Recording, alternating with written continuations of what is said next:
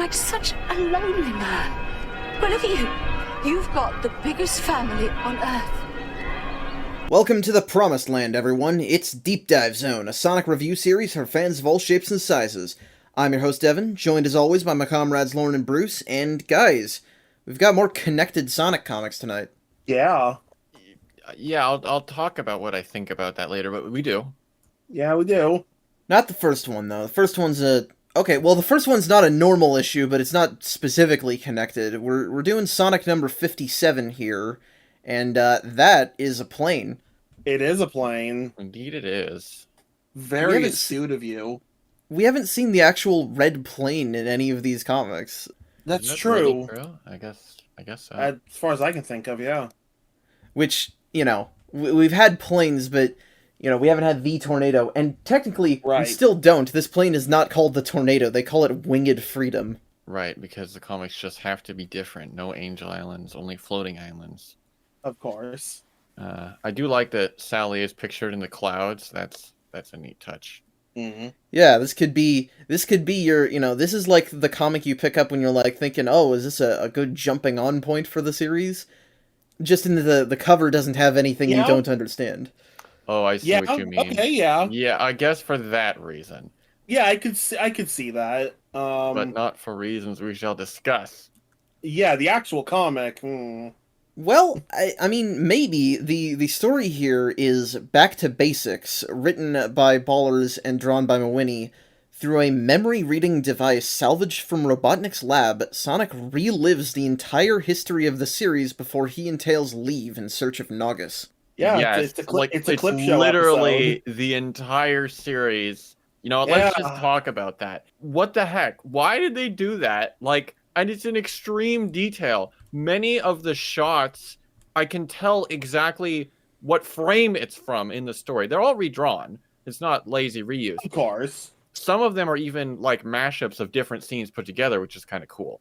But why do they do this in such excruciating detail? It's baffling. So, Well, I could understand it for a TV show, but not for a comic. Well, I guess for a TV show, it's just a clip show episode. Well, that's the thing, is that when I think of a clip show episode, I think we need time, or we need, you know, to tread water because we don't have the budget or something for a given episode. With this... Or 4 o'clock on a Friday. Yeah, with this, it's like you use all the resources of a normal comic because Art Mawini is redrawing everything in a lovely shade of piss yellow. Yeah. But in this case, I think it genuinely could be, since Sonic and Tails are setting out on a new mission, and it's kind of a, you know, an unexplored era for the comics, I think it totally could be kind of a jumping on issue. I don't know if you should use it as one. It would be a weird decision given that a lot of our favorite stuff is before this, and there's going to be a lot of weird stuff to come even when there's good stuff. It explains everything, but it's so rapid fire, you'd be like, what? Huh? This happened, and that happened, and that... No, not a good jumping on issue. I disagree. Yeah, I suppose you would think you're missing stuff. Yeah, that's fair.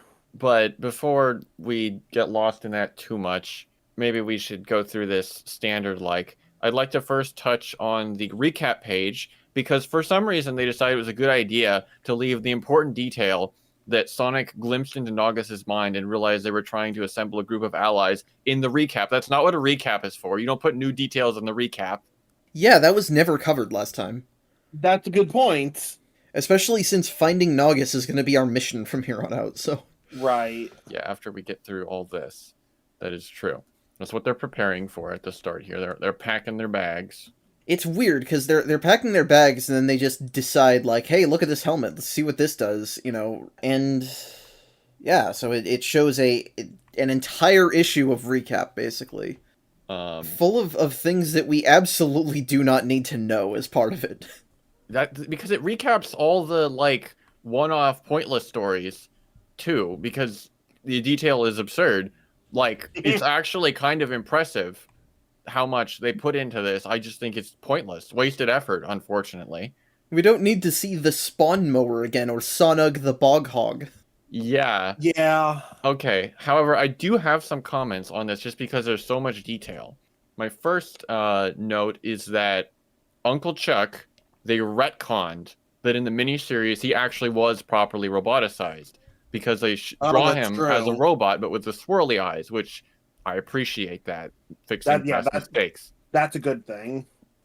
I will say most things are represented accurately, but they are kind of a little off because they show Pseudo Sonic approaching Swollen Sonic as if they actually met, but they did not in that issue. No, they never met. There's not a ton to this, obviously. I do like some of the redraws that Mawini does. A lot of them, like especially the Spaziant ones, look pretty good. Other ones look really weird, like when he tries to redraw Sam Maxwell's art from the weird Sonic hallucination nightmare episode, and just Sally and Bunny's faces look really screwed up. It's certainly indicative of the series, isn't it? Some of it looks right, and some of it looks weird. Extremely wrong. Yeah. But that's basically the whole thing. We get a lot of recap, and then we just get the scenes of Sonic and everybody saying goodbye and all that. Well, I have to keep pointing out things that I notice, Okay. which is that they seem to realize that they're kind of aimless at the moment, because Sonic, in his own words, says, of recent times, I've still had to face random menaces aplenty. Yeah, they're just random menaces. Like there's literally no they really aim are to what's going on right now in these comics, is there? For the most part. I mean, it felt fairly connected, but, there have been a lot of, especially initially. It's going to get more random, too. Yeah.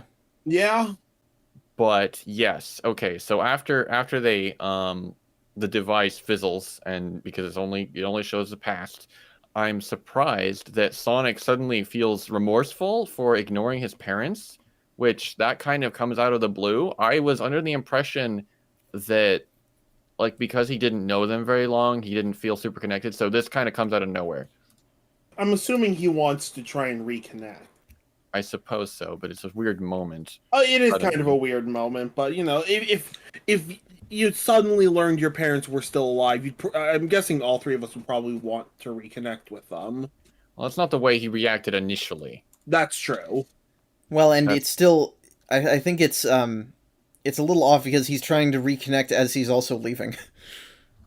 Oh yeah, true. That The is timing weird. Makes it even stranger. Apparently, the Mobitropolis Council can rename Sonic's plane. Why? It's his plane. Yeah. Yeah. It's not public property. It's private property. Well, it's personal. I mean, I don't know how the Mobotropolis economy works, but yeah. And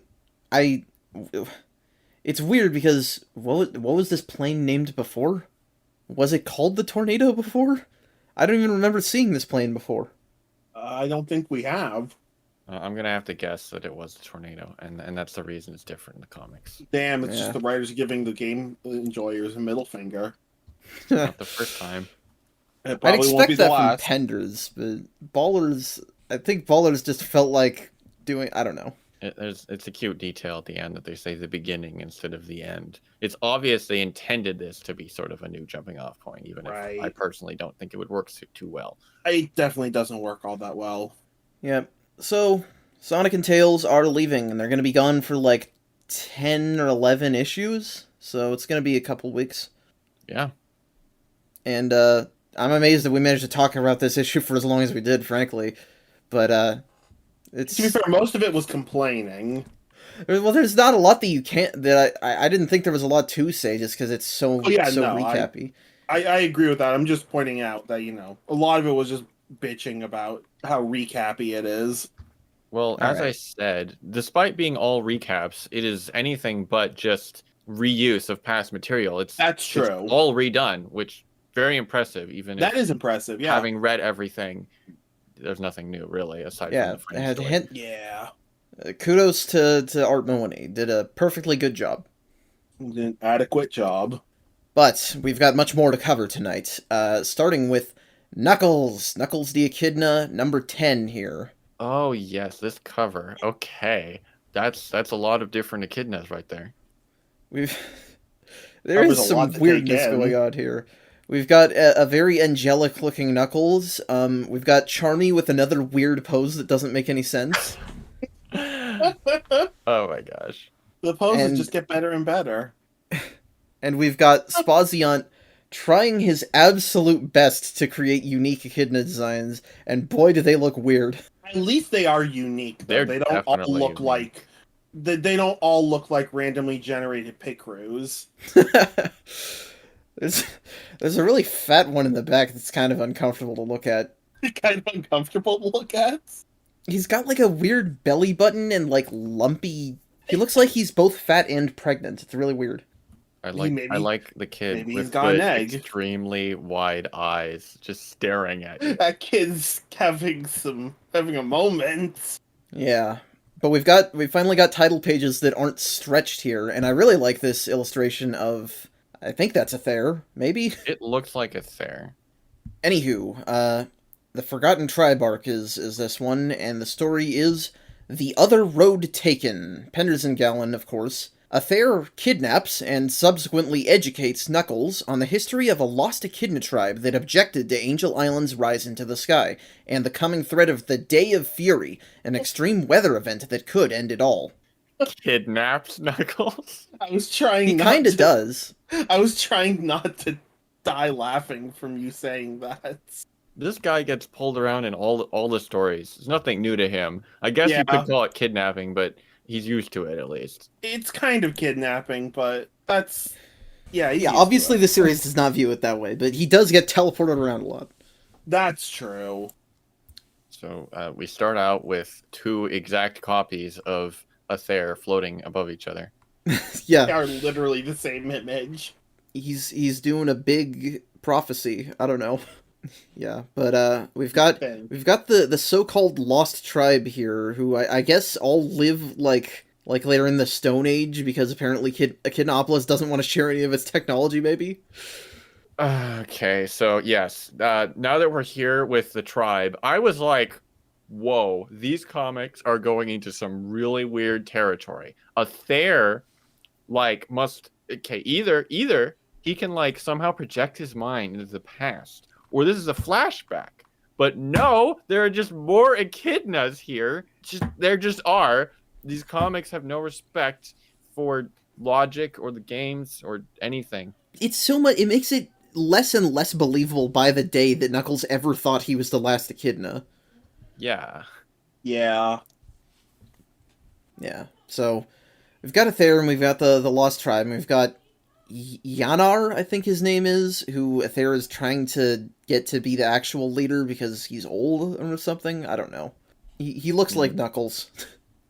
Yeah, he's not very unique, unfortunately.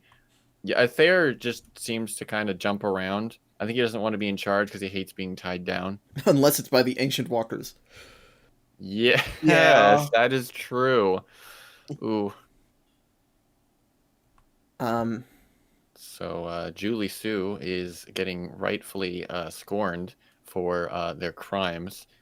I do agree. She did a pretty poor job of her whole betrayal and then betrayal again sneak, because it was a little late and not very effective. I mean, she got Kragok to them, but other than that, it just looked less like she had a plan, and more like she briefly rejoined the Legion and then decided not to. See, I know that that's not what they were going for, but if I try to look at this impartially, that you could definitely assume that. I mean, that is what it looks like. What it looked like. Yeah, no, I'm not saying that's true, because I know what they're saying is that she tried her best, but Yeah, of course. I'm actually, like, now that we keep pointing it out, I'm noticing more and more reuse of characters in panels. That shot of her looking to the left, looking sad, is used 3 times. 2 identical panels, and then one where it's just pasted into another one. Yes. But she gets interrogated by Remington, and pretty much nothing comes of it. He mostly just scolds her, and that's it. Yeah, they're just setting it up for later. Julie Sue doesn't have much relevance, I don't think, at this point of the story. Not in this arc. Yeah. They do a little fake out here where Knuckles and Lorelei, they walk into the house and Knuckles is like, "You!" And you think like, oh, it's gonna be Locke there, but no, it's just a Thayer. Yeah, and then he's mean to it there because he doesn't like him. And then Laura Lay is just like, hey, don't be mean to your grandfather. I want you to apologize. And like a kid who's ashamed of like stealing a cookie or something, he's like, I'm sorry. See, this is the thing, is that in concept, I really like the idea of Knuckles having a mom who can scold him on anything. They don't use her for situations like this, but that little moment is cute. But yeah, this is the moment I was talking about at the start, where Aether is just like, we need your help, and then teleports him away without his consent. You're right. He does say I'm busy enough as is. So yeah, I guess it is kidnapping. Like Laura Lay's reaction to it also is just, oh, Knuckles. She's like used to this. She's like, not this shit again. Damn it, not again. I bet this was happening all the time, like, before Knuckles was born with Locke. Like, he was just like, sorry, I have something to do. Yep, most likely. Probably. That's how the Guardians roll. Disappears. She thinks he's just, like, going to the bar, but instead he's doing something even more boring. It's true. So, I probably, this was obvious and I just didn't notice it, but when this new rando echidna, Terry Lou, walks in, I'm like, wait a second. All the female echidnas' names are hyphenated. Yep. I have a theory that that's just Pender's doing more stupid Star Trek references. Is that a Star Trek thing? Yes, because Vulcan, I believe primarily female Vulcan names, like, always have apostrophes. Oh, And also, okay. Terry Lou is wearing, I have a feeling it's supposed to be a Star Trek the original series female Starfleet uniform. Okay, It I does saw look pretty the similar. symbols on that. Yeah. And I was like, Definitely those look supposed to be familiar. Starfleet badges. I was thinking it So- was a Krypton thing, since they have hyphenated names, but it It might definitely be could be more Krypton as Star Trek. well. I think it's one of the two. Knowing Pender's love of referencing Star Trek. Yeah. Well, and the name thing is weird because, I get that all the female echidnas have hyphenated names. All the male echidnas, they just do whatever the hell they feel like. Yeah, we got. That's what makes it especially strange. We got normal ass names like, oh, I guess not normal, but you got Knuckles, Remington, fairly Steppenwolf, but- Craddock. okay, quote unquote normal names, but they're just single words. They're not hyphenated. Yeah. Anywho, so the story apparently goes that when Echidnapolis was gonna be hit by that meteor, a religious leader called Araki, said that ripping the island up into the sky was a stupid idea and they should just leave. Which, yeah, that's a good Yeah. idea. That is a pretty solid idea. But the government said no, so he and I guess only a few dozen other echidnas? You'd think that it would be a lot more people, but they left to just live on Mobius instead. But they were completely devastated by the human-Mobian wars. So I guess that's probably why they don't have as much tech, but it's still weird that they're just living in literal rags and, like, pelts now. Okay. Yeah. I'm glad you pointed that out. I was like, oh, it looks like, ancestors of the wolf pack. And oh, there's overlanders there. I thought that was just like, cool little references. But you're right. It's during the time of those wars. That makes more sense. I guess they must have lasted literal centuries, though.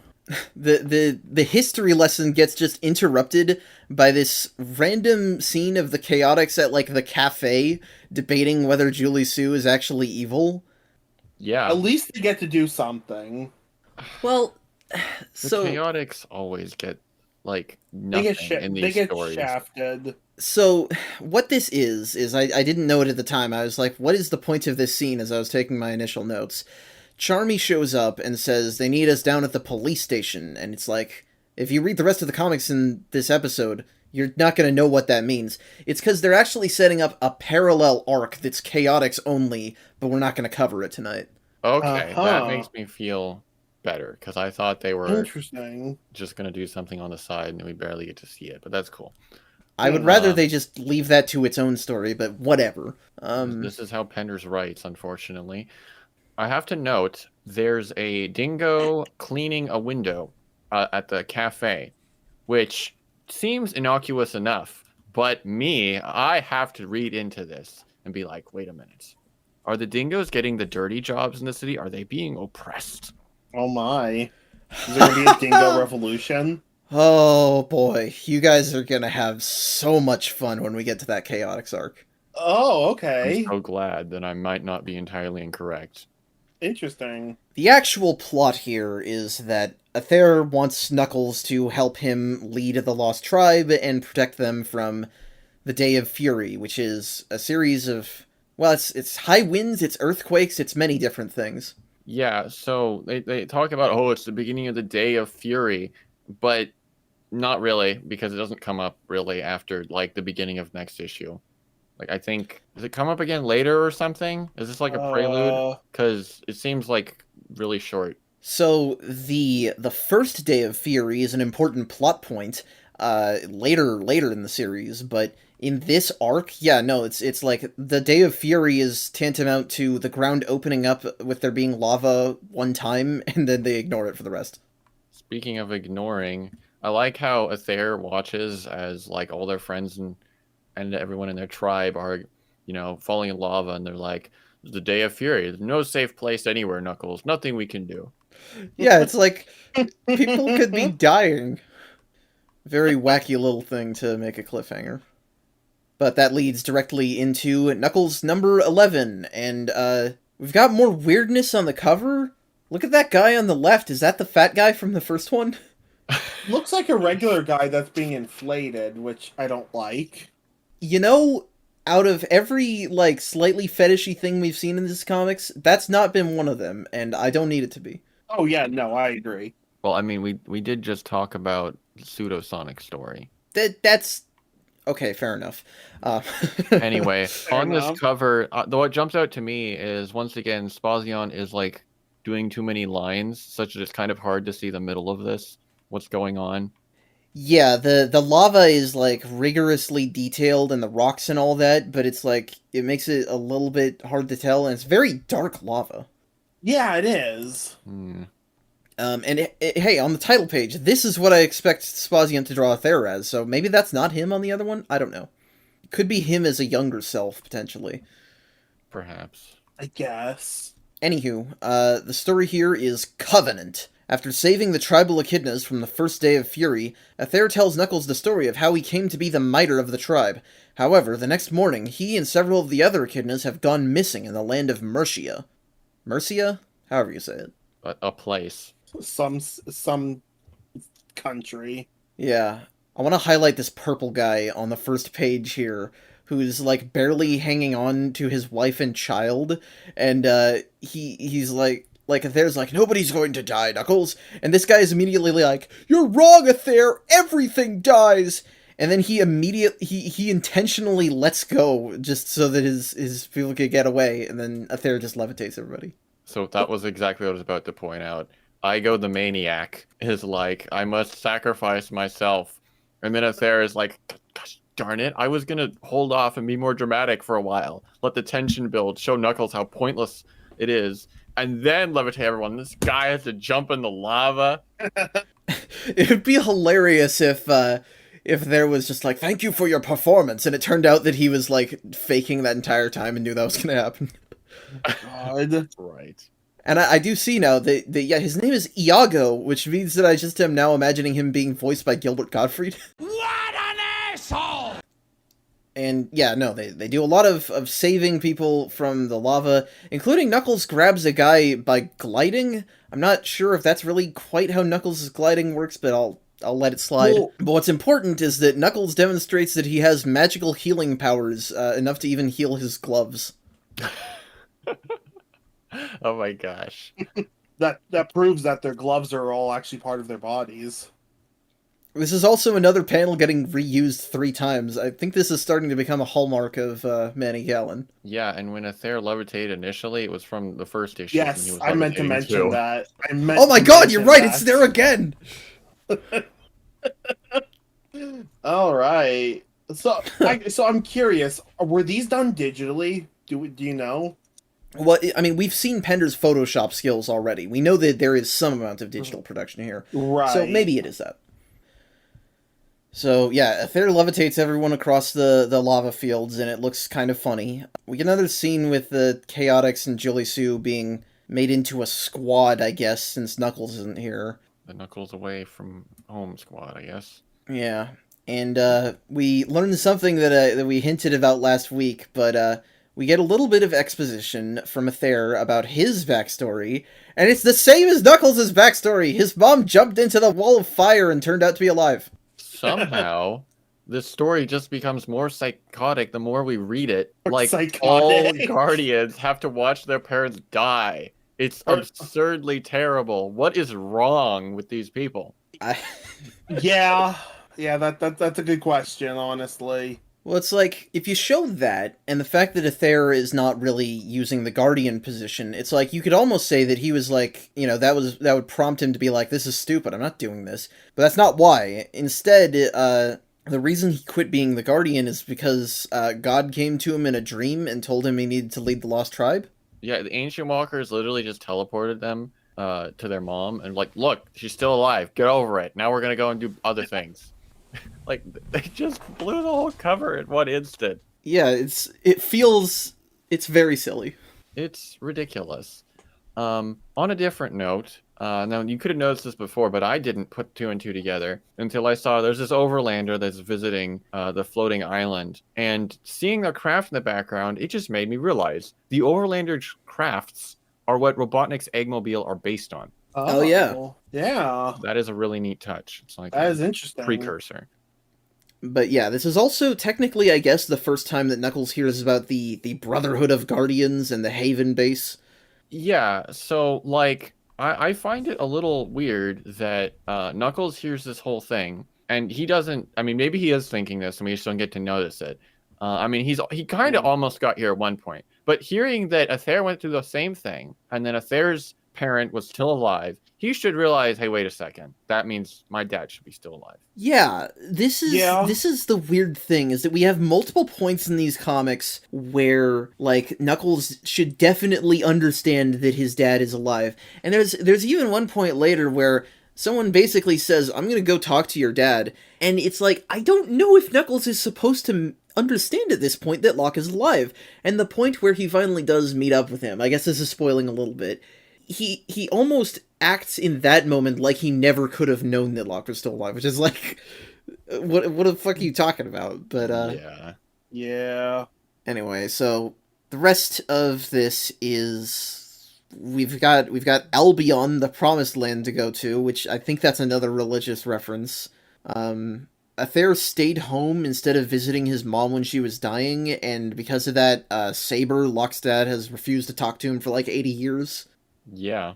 And a bunch of the tribe got roboticized by Robotnik, so that could maybe also be another reason that they're still low-tech, because you can see that the ones who get roboticized are all wearing, like, more normal clothing. Right. I'm surprised how many times Robotnik keeps coming up in these stories. Gone. They're really trying to fall back on the only bit of cohesiveness they had, aren't they? On a different note, Crystal Law, his wife, got roboticized, so unless she was destroyed or something, she should be with, like, the roboticized Mobians, shouldn't she? Yes, she should be a Robian. If Aether felt anything, he should think about that possibility, shouldn't he? I never thought about that. Yeah. And actually, we've never seen a roboticized echidna among the other ones, but this wasn't that long ago, so where the hell are they? Once again, doesn't make any sense that they were all there the whole time somehow and no one noticed. I don't think that ever comes up. I think the only time we ever see a roboticized echidna in the present is Knuckles doing the Mecha Knuckles. Seriously, they don't follow up on this? It really seemed like they were planting a seed here. I don't think so. Maybe they do. If they do, I don't remember. Huh. Well, this comic always does grow the seeds you never expect it to. Yeah. And of course, after all of this, Aether disappears mysteriously in the night, so we don't get all of the answers. We get a lot of them, at least. I still think that Aether is, like, better at giving people answers than most of the echidnas Knuckles has run into. Yes, he is better by comparison. But no, he's still cagey, but... Yeah. But they arrive at the kingdom of Mercia, and this echidna lady named Marianne. Marianne, do you get it? Because we're doing the Robin Hood thing. Yeah. Gosh darn it, we'll get there. Yeah, we'll get there in a second. God. She tells Knuckles some of our echidnas have gone missing, some of these kids. And Knuckles is like, I'll find them. And, robots. Oh no. This is so random. It's like Mary Ann's brothers ran off because they wanted to mix up the plot with Sonic. Like this link is so contrived. Yeah, well, and, I mean, speaking of contrivances, the guys who kidnap the kids, they also try to kidnap Knuckles, but they get Yanar instead, because he looks exactly the same as Knuckles. Just a different shade. And at the same time, a completely different blue hedgehog that happens to look extremely similar to Sonic aims a bow at Knuckles. Oh no. You know, this story was not great, but at least it was somewhat reasonable by these comics terms. The Knuckles as comics terms. But now we're getting roped into the madness of the Sonic comics again. I can believe that they would mistake one echidna for another, because for some reason they do canonically all look really similar. The idea of just a random Sonic doppelganger existing is very odd. But yes, this storyline continues into Sonic the Hedgehog number 58. And this cover is awesome. That cover is really cool. This is great. They're all climbing around on the big robot man's hand. Yeah. And the story here is Friendly Rogues and Foul Villains, written by Penders and Clayton Emery, and drawn by Art Mawhinney. Yanar and Sonic are mistaken respectively for Knuckles and new character Robbo the Hedge, while the Kingdom of Mercia is under the tyrannical rule of a roboticized General D'Coulet. Sonic and Tails escape containment and unite with Knuckles just in time to find Yanar about to be put to death. So we're just gonna drop that. Yeah, so let me just say, some of these summaries, they like really take away the impact of the moments They really that we're do. going to cover. We might want to rethink that, at least be like spoiler when you're saying it instead of actually saying it. Right. I guess. I'll work on it. Anyway, yes, now we're into the Robin Hood parody. Why are we doing this all the way in issue 58? Because Clayton Emery is a fantasy author. I looked him up like one time, and apparently he's like fairly well established. Worked on some Magic the Gathering books. Oh. And are all his Magic the Gathering books based off of fairy tales instead of original stories? I don't know. Do you think I read? I'm just saying that's no excuse. A fantasy author can write better and more original than this. Yeah, don't you know Devin doesn't know how to read? Right. Anywho, we're here. We're in the Robin Hood parody. So we've got Sonic, Tails, and Yanar in prison. That's fine. They don't do anything in the first page. But then Knuckles gets attacked by Robbo the Hedge. Yeah.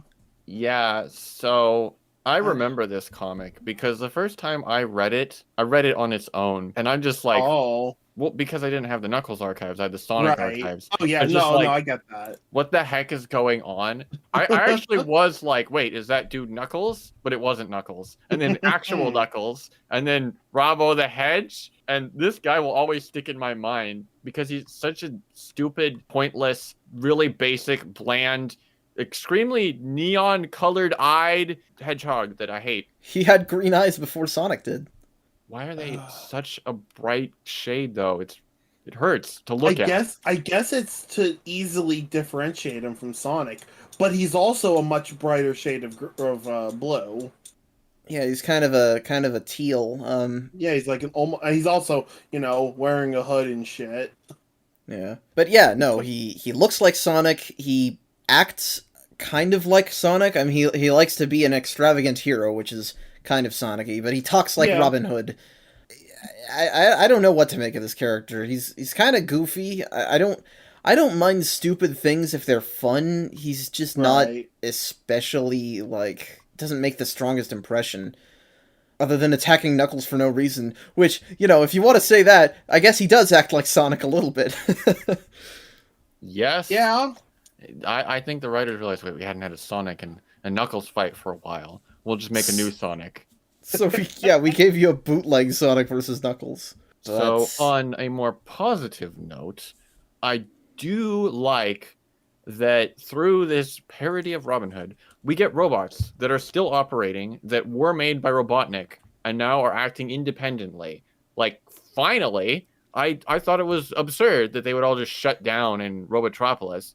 So I'm glad the writers are finally like, oh, wait a minute, that doesn't make any sense. And finally, there are some sort of excess things left to clean up even after Robotnik is gone. Yeah, and we've got some Robians that still don't have their free will, which I guess they were just out of range, I guess. Yeah, I guess. But the boss of this Robian faction is Antoine's dad, General Decoulette. Yes, Yeah. indeed. Yeah, we've touched a little on Antoine's backstory before, Right. but it's cool to finally have a character here in the present. Yeah, why does he not have a French accent? Antoine just made that shit up. Right. In any case, yeah, no, he doesn't have exactly a really strong personality right now because he's just roboticized bad man, and he doesn't know who he is, so maybe that's why he doesn't have an accent. Although the idea of Antoine making up it is very funny. I wish we were not introduced to him by having him tickling Tails' gross human feet. Yeah, that's a little. They also have him chained up by the very tips of his tails, which that should just be fuzz. Yeah.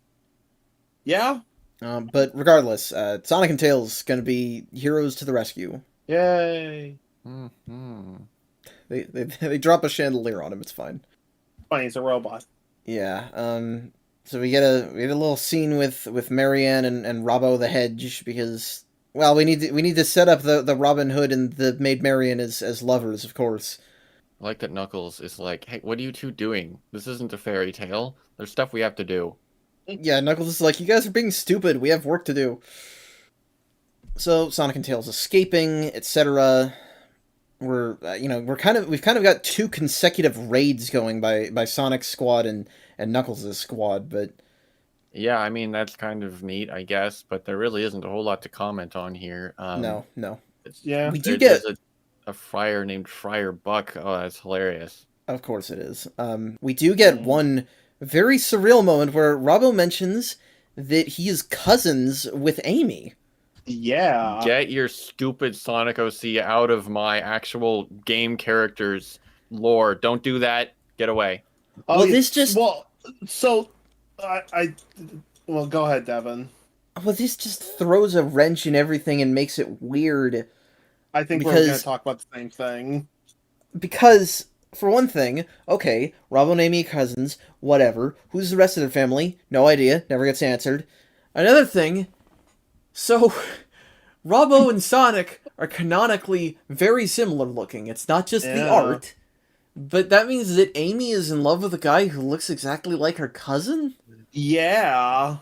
Isn't that fun? So, guys, you realize that she's smitten with him because he's like a grand hero that like absolutely demolishes robots and stuff. Yeah, whereas Rob he just that. shoots bows and arrows. That's stupid. I know that. If I met, an assertive and, cool person and they looked exactly like my sister, I would still not really want to go out with them. Right. Maybe personality can make you guys. think that... Maybe personality can make you think that someone looks very different from how they do, but... Okay, it's still to be weird. fair to Amy also, she's also like 12. That too. Or no, she's like 8 or something. I don't know. Yeah, she's way younger in the comics than the games, but... Right, she's very young, so it could literally... I mean, I think what Lauren says is probably right. No, I mean, I'm not... It's just weird. I'm not really citing it as a real criticism. It's just whatever. No, it's just... That's the main problem, is just that it's kind of... It's weird and kind of icky. Yeah. We're not going to dwell on it. Yeah. There's a lot of running around introducing people to each other, but the gist of it is they're going to hang Yanar for some reason. Just like you do. Because General Decoulette is insane, because Fair enough. all of Robotnik's sub-bosses are crazy, which is great, honestly. Yeah, it's perfect because Robotnik himself is also insane. What was insane? Yeah. But that's the cliffhanger. But we do get a second story in this issue, which is still written by Penders and Clayton Emery. This one actually is drawn by Gallen, and it's called The Living Crown. where after some physical tests with Dr. Quack, King Max reminisces on his childhood and the creation of his legendary sword and crown. Dr. Quack's first name is Horatio. Yes, it Yep. is. That's a name. It's a name, all right. I don't have anything to say about that. What I do have something to say about is this backstory is really weird. Yeah, so before we get into It that, is, I yeah. like that King Acorn frames this with, have you ever wondered why our people chose to live under a monarchy? Pfft, so typical of a king to assume their people chose to be in a monarchy. Yeah. Oof. Nobody's ever nobody's ever democratically elected a monarchy, but that's probably not true. But nobody has ever, like, really, really wanted the best for it. Yeah, that's not how Yeah. that works. Um, But that's King Acorn for you. Yeah. He's mostly, this is not about him being that way, though. This is mostly about him having a weird backstory. Yes, apparently, the Acorn Royals have a ritual where they step into a pool of liquid gold and silver that they call the Source of All, and mold what drains off of their body into the sword and crown of acorns, which gives them a cosmic link to God, maybe? I guess. Yeah. It's very No, weird. Yeah, there's not much more to say on this. But remember this, because this will be important soon.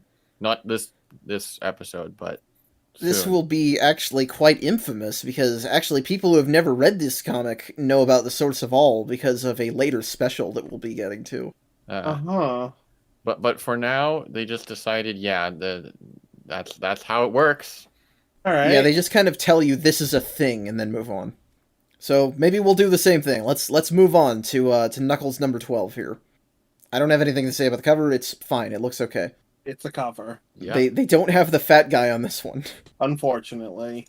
The man in the back of the line is doing like a funky dance. Yeah, Yeah. he's they all walking kind like of an are. Egyptian. They're all kind of doing weird poses. I guess it's really, really uneven ground, so... I guess so. Also, his face is kind of got that face going. He's jutting out his lip. He's pouting. Yeah. But the story here is Journey's End, which is a clusterfuck of a Doctor Who episode. But this one is written by Penders and drawn by Gallon. Sonic, Tails, Knuckles, and Robbo save Yanar and the others from the rogue Robians, but Knuckles still needs Robbo's help in locating the city of Albion. So my respect for Yenar just increased tenfold when General Decoulette was like, have any last words, Knave? And he said, I'm sorry, I have but one life to give for my people. That's a pretty solid line. Yeah, no, Yanar is... I mean, he's bland, but he's not like an asshole, which is a luxury in many of these comics. Yeah. Yes, it is. And actually, I'm a fan of how this issue progresses for about the first half, because we mostly just have Sonic and Knuckles, liberating people, beating up robots. It feels like it's been a while since we've just gotten a classic scene like this. Yeah, it's a good time. Too bad they decide that the only way to get everyone out okay is to blow up the castle? Yeah, apparently. And then, or actually right before, Tails is like, hey, wait a second, Sonic. What about the general? Isn't Antoine gonna wonder? And then Just Sonic's don't like, we tell won't him." tell Antoine. Yeah. What a dick. Why would you do that? I mean, we've determined Sonic is an asshole. I mean, yes, but why in universe? And I guess it's like, no, I don't have any kind of justification. It's just weird. Yeah, that's what I mean. Yeah. And I guess it doesn't matter anyway, since the castle blows up, but spoiler alert, that does not kill General Decoulette, so... Right. It wouldn't bring him up just to kill him off immediately. I don't No, know. they We've gotta seen kill some him weird off stuff in these later. comics. Gotta kill him off later. Right. Locke and Remington talk. So yeah, they do have direct communication. And Locke is like, yes, I shall talk to Lorelei soon. Eventually. Eventually, when I get around to it. Yeah, the Chaotix have got their mission, but we're not going to see that tonight. And yeah, no, this is just our checkup, telling them that Locke is still shitty and Hawking is still not dead. He is still hanging on. You God mean damn he's it. still not allowed to die? Yeah, they're still hanging on to him, but apparently, I guess Robbo knows the way to the promised land. Those little buggers really decided, yes, we shall make Robbo an integral character in this plot line. No, why? Yeah, I don't get the point of this guy. It doesn't make sense to me. He just seems like some dude. I don't know why he'd know the secret to this prophecy that these people have been following for hundreds of years. Because he's like Sonic, except better. Because he's an all-original character in the Sonic the Hedgehog comics, the superior version of this universe. It's like finding the Ark of the Covenant at a McDonald's. I mean, no one looked there, I guess. It's bound to happen. Well, either way, Albion is across the ocean, which it's like, oh no, we have to get a boat, which is, oh my gosh, how terrible. But no, they don't do that. No, they Knuckles don't. says he can't swim, which he literally swam when Enerjack put him underwater. Is he just lying? Is he just He afraid of swam the a water? couple times. But it's because they need to have one of the most infamous scenes in these comics, where Knuckles walks on water and leads the people to the city by walking on water. He's Jesus. He's Jesus. I...